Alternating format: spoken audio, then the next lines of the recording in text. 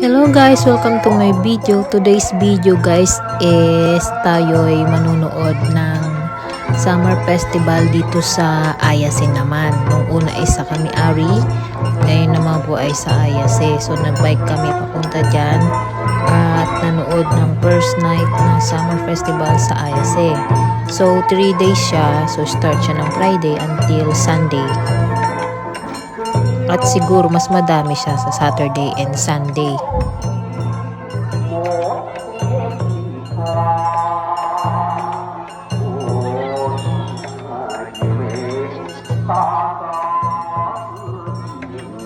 It's been a year, so matagal-tagal din na walang ganitong event dahil nga sa pandemic. So dahil sa medyo naglo-lower case na ng pandemic at medyo okay ng lahat, pero mayroon pa kunti-kunti pa rin.